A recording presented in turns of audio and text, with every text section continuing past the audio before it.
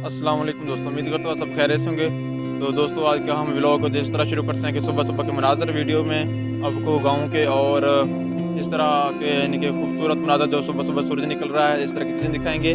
तो चलते हैं वीडियो के नेक्स्ट हिस्से में। अगर आप दोस्तों मेरे चैनल पर न्यू हैं तो सबसे पहले मेरे वीडियो को लाइक और चैनल को सब्सक्राइब करना बिल्कुल मत भूलिएगा। तो चलो दोस्तों चलते हैं वीडियो के नेक्स्ट हिस्से में। तो ये दोस्तों आप देख सकते हैं ये सुबह सुबह के मनाज़र यानी कि, और ये जो गंदम भी हमने बिजी हुई है इसमें हमने बाग बगात वगैरह भी लगाए हुए हैं और सूरज सुबह सुबह निकल रहा है, ये आप देख सकते हैं। तो दोस्तों ये हैं गांव के मनाज़र सुबह सुबह के। अगर हम इस तरह शहर की बात करें तो शहर में सुबह सुबह पहली बात कोई उठता नहीं है और धुआं वगैरह का ट्रैफिक सुबह सुबह शोर जो इतना होता है तो वो बहुत ही तंग करता है बंदे को।